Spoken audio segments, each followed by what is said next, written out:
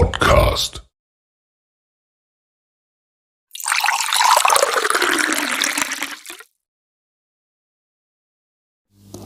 Ternyata untuk menjadi bahagia itu simple, tapi pikiran kita yang sering bikin rumit.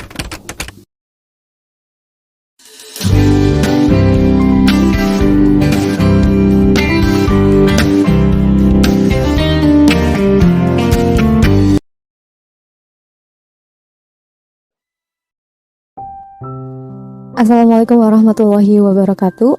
Welcome back to Catatan Divya. Ini adalah podcast keempat di Catatan Divya.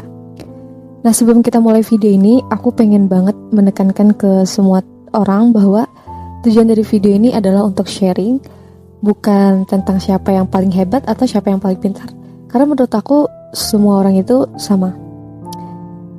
Dan tujuan dari podcast ini, aku pengen podcast ini tuh jadi wadah untuk kita semua untuk bertukar pikiran, dan aku pengen mengkombinasikan antara pengalaman aku dengan pemikiran buku atau dengan pengalaman teman-teman semuanya. Oke, mungkin teman-teman udah pasti pada paham ya kalau di video ini kita akan membahas tentang membangun mindset. Mungkin sebelum kita mulai video ini, teman-teman pasti bertanya-tanya gitu, kenapa sih harus membangun mindset? Mindset itu apa sih? Kenapa sih harus aware dengan mindset? Oke, sebelum itu penting banget untuk dipahamin bahwa semua aktivitas kehidupan manusia itu bergantung dengan mindset. Dan mindset itu adalah pola pikir.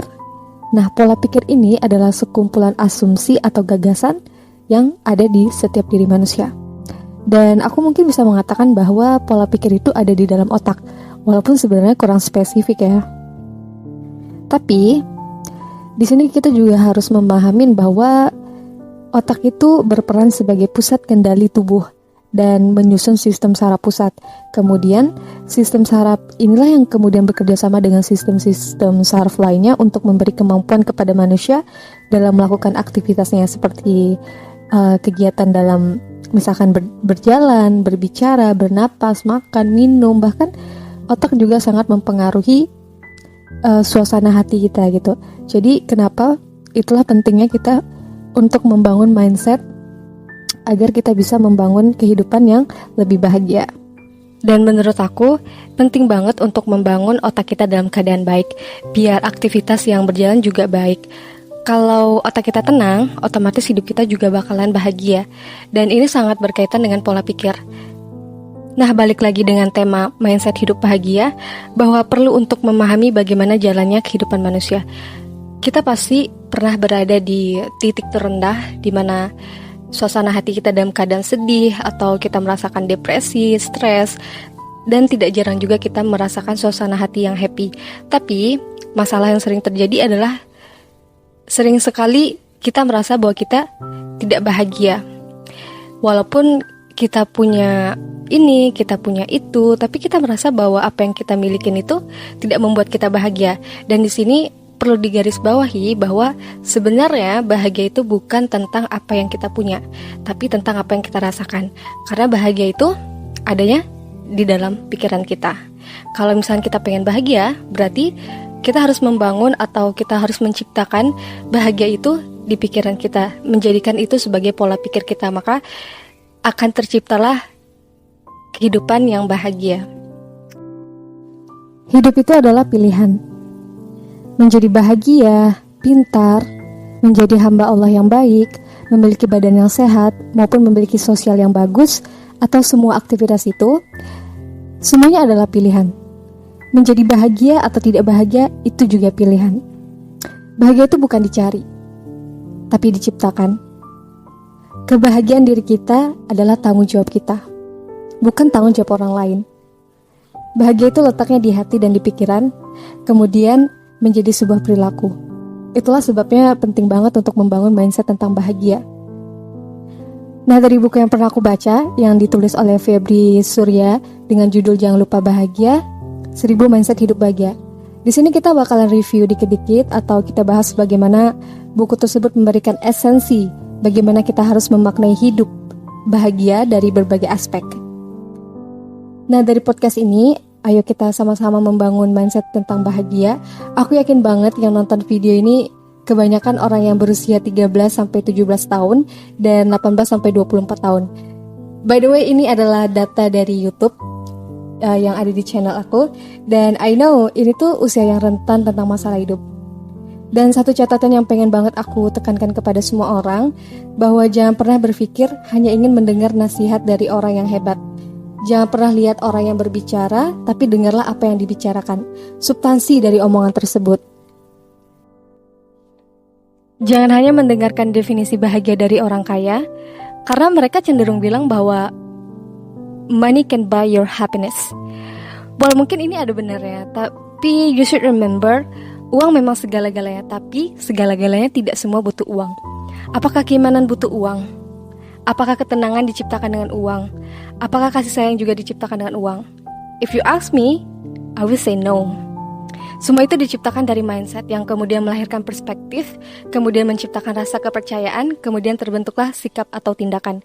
Tapi cobalah untuk bertanya dengan semua orang bagaimana mereka menginterpretasikan definisi bahagia menurut mereka, bagaimana mereka memaknai hidup. Karena menurut aku pribadi, itu jadi suatu bentuk pembelajaran yang akan membantu kita untuk membangun mindset kita.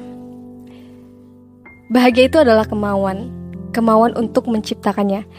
Jika kita ingin bahagia, kita setting mental terlebih dahulu. Nah, ada beberapa mindset yang menurut aku bisa digunakan untuk ditanamkan dalam pikiran kita. Pertama, pasti keimanan ya. Penting banget untuk membangun pola pikir terkait dari keimanan.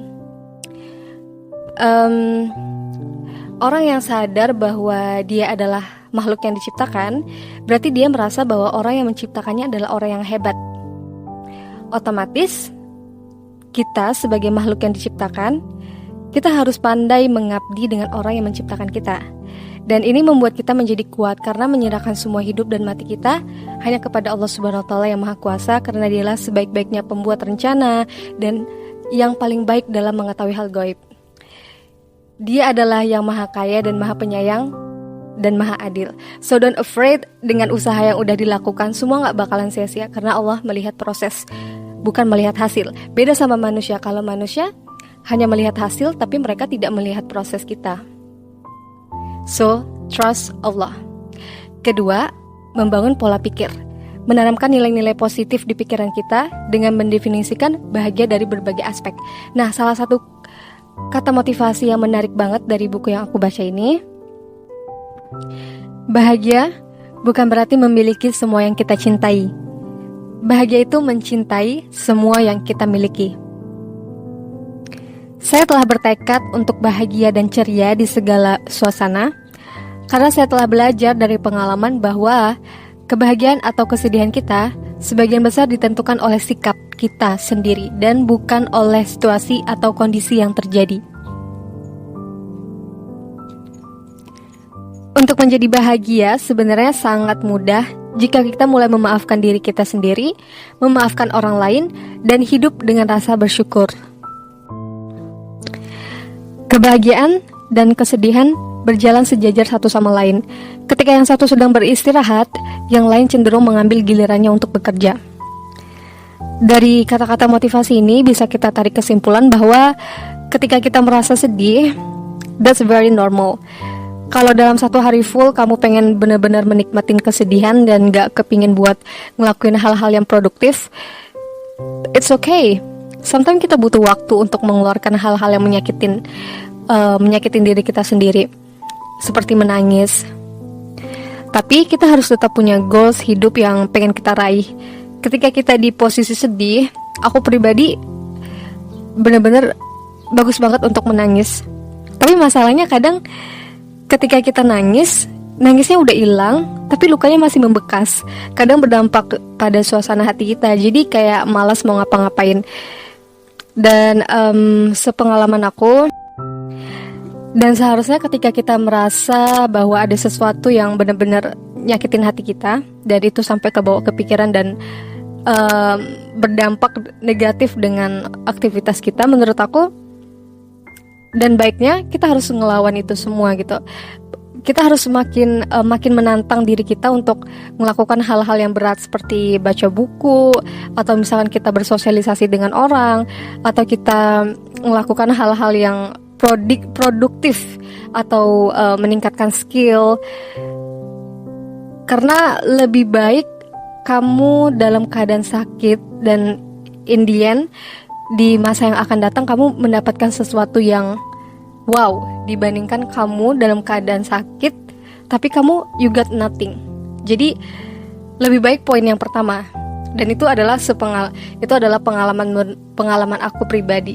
Ketika aku sedang berada di fase terendahnya hidup aku malah nurutin keinginan badan aku, kayak cuman malas-malesan, terus ngabisin waktu aku yang menurut aku bener-bener gak bawa dampak positif sama sekali. Kata-kata motivasi di video ini hanya sekedar tips atau edukasi untuk kita semua. Berhasil atau tidaknya kita dalam mengimplementasikannya tergantung setiap individu. Balik lagi dengan bahwa hidup itu adalah pilihan. Jadi kalau misalnya kita memang memilih hidup bahagia, berarti kita dari sekarang harus belajar bagaimana kita membangun mindset kita untuk bahagia dengan mengisi pikiran kita dengan hal-hal yang positif. Jika kita memilih untuk bahagia, maka lebih baik belajar memahami diri sendiri, merubah pola pikir, membuka wawasan, membuka diri, merubah pola hidup, jangan membenci, berbagi kasih sayang, dan menjadi orang yang bermanfaat untuk diri kita sendiri dan bahkan untuk lingkungan kita. By the way, I love to discussion with anyone. Jangan ragu untuk komen, untuk mengeluarkan pendapat kalian atau kritik atau apapun itu, selagi semua bisa memberikan hal yang positif untuk orang banyak. So thank you so much for watching my video. I will see you in the next video. Bye bye.